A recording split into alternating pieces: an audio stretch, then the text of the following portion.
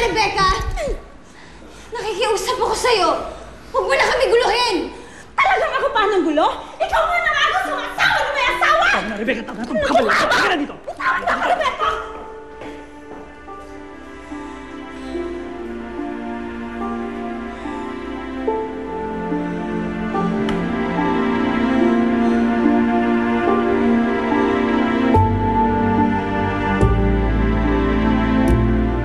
Roberto, bitawan mo ako! Ano ba? Nasasaktan ako! Roberto! Hindi ka pa rin nadadala, Rebecca, no? Wala ka nang habol sa akin. Kaya pwede ba? Bumalik ka na sa pinanggalingan mo! Hindi ako alis dito! I've invested so much on you! Ang oras ko, ang katawan ko, higit lalo ang puso ko. I deserve you! Hindi ang Melissa na yon! Isa na lang sigurong paraan para talagang tumigil ka. Eh kung patay na lang kailangan ka. Para talagang tumahimik ka. Gusto mo? Sige! Patayin mo ako!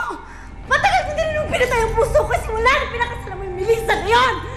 Gusto ba? Gusto ka. Hayop ka? Mamatay? Ano? Gusto mo mamatay? Mamatay mo talaga ako, no? Hayop ka! Hayop ka! Huwag mong hintayin na maging mamamatay tao ko, Rebecca. Tantanan mo na kami ni Melissa. Hayop ka, Roberto! Hayop ka!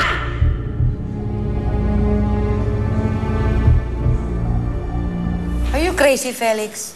Bakit ko tutulungan ang amor na yan? She's no longer part of our family. Amorcita, siya pa rin ang lola ng anak ko. Simpleng bagay lang naman ang hinihiling ko sa inyo eh. Ang magbigay kayo ng konting pabuya para mahanap kung sino man ang gumano kay ni Amor. That's all. Felix, I can lend you money kung ayaw ni Ophelia. Thank you, Tita Regina. Regina, wag mo ang spoilin si Felix, no?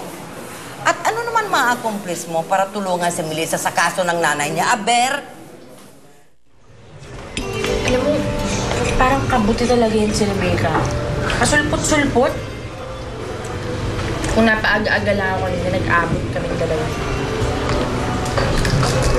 Akala ko nga, nakalimutan na niya kami ni Roberto. Hindi pa rin pala.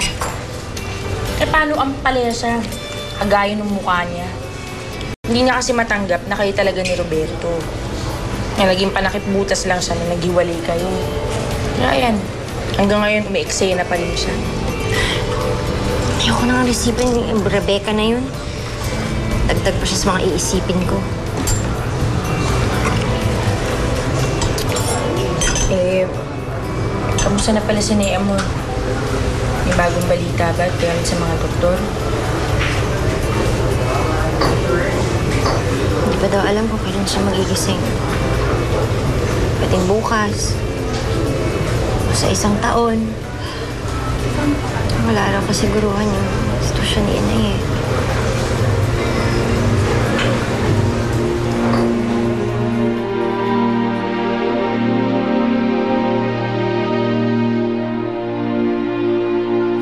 Amorcita, gusto kong malaman ni Melissa at ni Eva na kahit nakakulong ako dito, hindi ko sila pababayaan. Kung makakatulong ako para mabigyan ng justice sa nangyari kay Nay Amor, maybe, then just maybe, Melissa will find it in her heart na huwag ipagkait sa akin si Eva. Felix, that's a big maybe. Kahit na ako, Amorcita. Matagal ang panahon na ilalagay ko dito sa kulungan. Kaya ko ang buhay dito sa loob. Pero hindi ko kakayanin hindi makita si Eva o masubaybayan ang paglaki niya.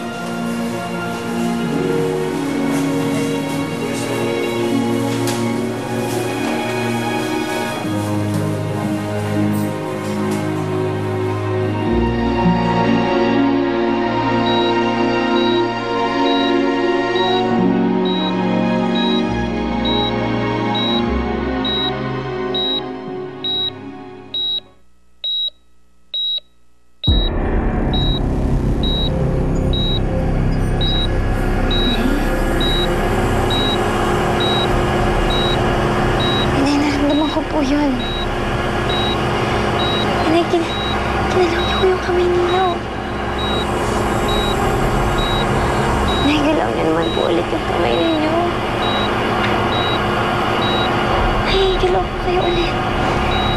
Para maramdaman ko na nandyan pa kayo. Hindi niyo pa ako iniiwan.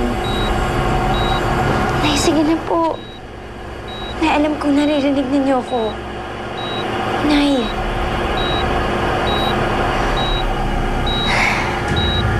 Nay! Nay, magigising na po kayo. Nurse! Doc! Nurse, dali lang ha.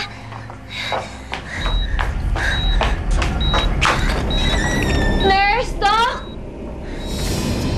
Doc, magigising na po yata si Inay.